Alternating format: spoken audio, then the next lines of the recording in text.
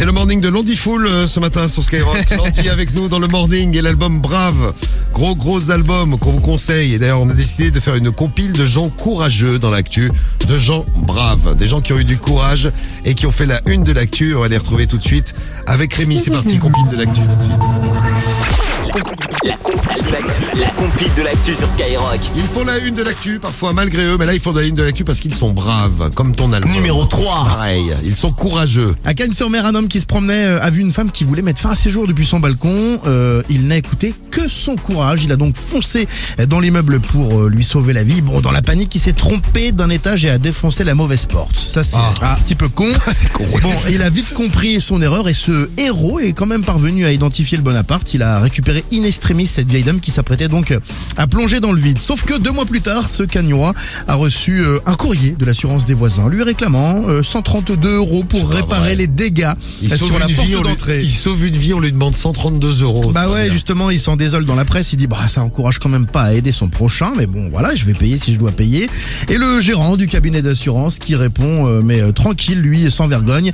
Ça partait d'une bonne intention. Il a voulu faire le brave, oui, mais il s'est trompé de porte et les personnes que nous assurons sont lésées. Quel enculé. Il y a des gens braves, mais il y a aussi des enculés. On fera une compil d'enculés dans la rue. Si tu sors un album qui s'appelle Enculé, un jour on verra.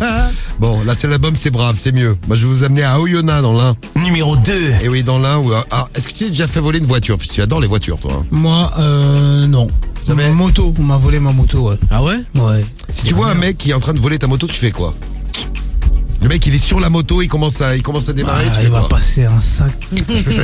Ça va mal se passer. Très beau pour Ouais, lui, mais je s'il pense. est musclé comme dit Fool et qu'il est impressionnant physiquement. Je vais être comme un gorille. Tu vois quand le gorille tape comme ça là.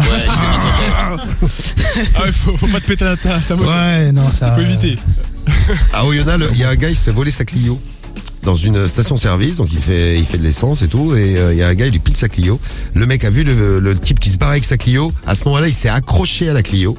J'aurais fait pareil.